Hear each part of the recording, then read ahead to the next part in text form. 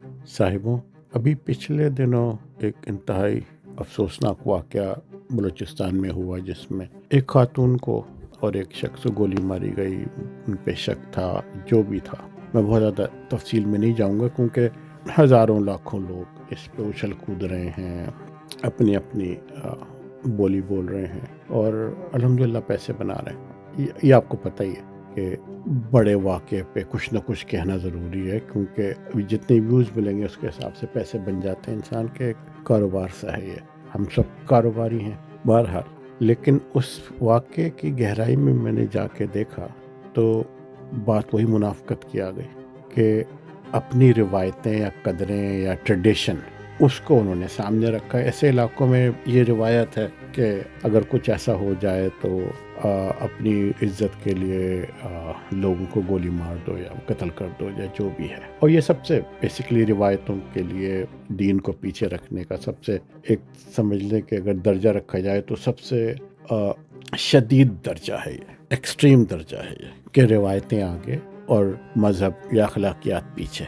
लेकिन अगर गौर से देखें तो वो इस तकरीबन कुछ नहीं तो 95% लोग जो उछल रहे हैं, कूद रहे हैं, शोर मचा रहे हैं यूट्यूब पे, तो इधर तो उधर, और खाने खा के ड्राइंग रूमों में और रेस्टोरेंट में और बाहर, ये तो शदीद दर्जा था। लेकिन अगर नीचे दर्जे पे आए तो साहब हम तो सारे ही ऐसे हैं, सारे मुनाफिक। उन्होंने तो लड़की को मार दिया। यहाँ कितने हैं जिनके घर में, जिनके अपने घर में ऐसी कई ख़वातीन होंगी या ऐसे कई मामलात होंगे जो इस बात पे जिन्होंने ज़िंदगियां ख़राब कर दी होंगी, कौन जहेज़ नहीं लाया, किसने खड़े होकर सलाम नहीं किया, किसने यूँ नहीं किया।